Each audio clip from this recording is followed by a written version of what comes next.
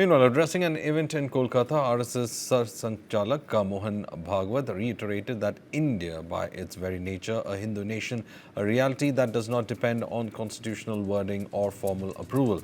Drawing an analogy, Bhagwat said that just as the sun rises in the east without needing validation, India's civilizational identity does not require certification.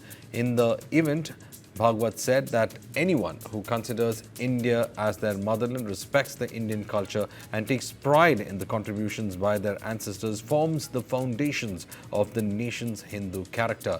Bhagwat underlined that the belief represents the ideological core of the RSS. On the debate over adding the term Hindu Rashtra to the constitution, Bhagwat maintained that the Sangh is different when it comes to the terminology, asserting that the identity is rooted in lived values rather than written labels. Whether Parliament chooses to amend the constitution or not, he said, does not alter the nation's essence. Bhagwat also clarified that birth-based caste hierarchy is not central to Hindutva, stressing that the concept stands for cultural unity, shared heritage and social harmony rather than exclusion.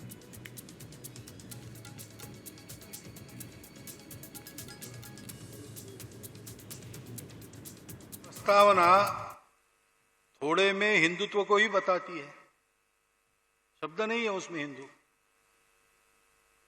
लेकिन सब उपासनाओं को स्वतंत्रता है,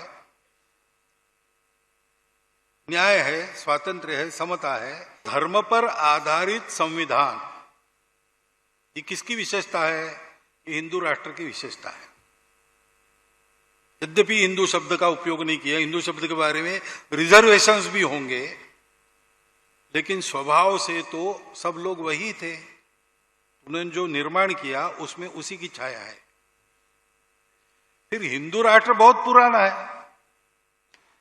अब सूर्य पूरब में उगता है, कब से उगता है पता नहीं, तो अब इसको भी संविधान की मंजूरी चाहिए क्या?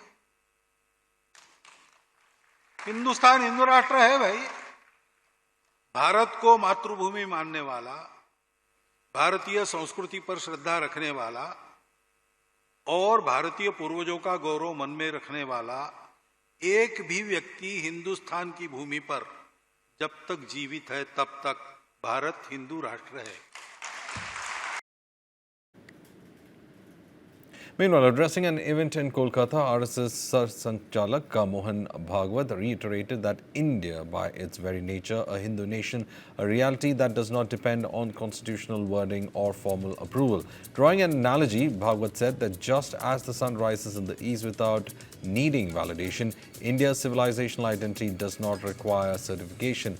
In the event, Bhagwat said that anyone who considers India as their motherland, respects the Indian culture and takes pride in the contributions by their ancestors forms the foundations of the nation's Hindu character. Bhagwat underlined that the belief represents the ideological core of the RSS. On the debate over adding the term Hindu Rashtra to the constitution, Bhagwat maintained that the Sangh is different when it comes to the terminology, asserting that the identity is rooted in lived values rather than written labels. Whether Parliament chooses to amend the constitution or not, he said, does not alter the nation's essence. Bhagwat also clarified that birth-based caste hierarchy is not central to Hindutva, stressing that the concept stands for cultural unity, shared heritage and social harmony rather than exclusion.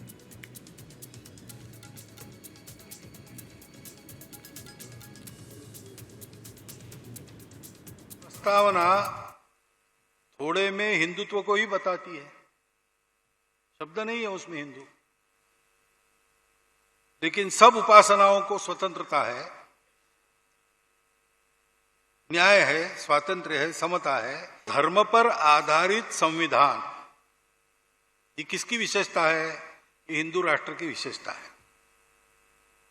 यद्यपि हिंदू शब्द का उपयोग नहीं किया, हिंदू शब्द के बारे में रिजर्वेशंस भी होंगे, लेकिन स्वभाव से तो सब लोग वही थे। उन्होंने जो निर्माण किया उसमें उसी की छाया है। फिर हिंदू राष्ट्र बहुत पुराना है। अब सूर्य पूरब में उगता है, कब से उगता है पता नहीं, तो अब इसको भी संविधान की मंजूरी चाहिए क्या? हिंदुस्तान हिंदू राष्ट्र है भाई। भारत को मातृभूमि मानने वाला, भारतीय संस्कृति पर श्रद्धा रखने वाला और भारतीय पूर्वजों का गौरव मन में रखने वाला एक भी व्यक्ति हिंदुस्तान की भूमि पर जब तक जीवित है तब तक भारत हिंदू राष्ट्र है।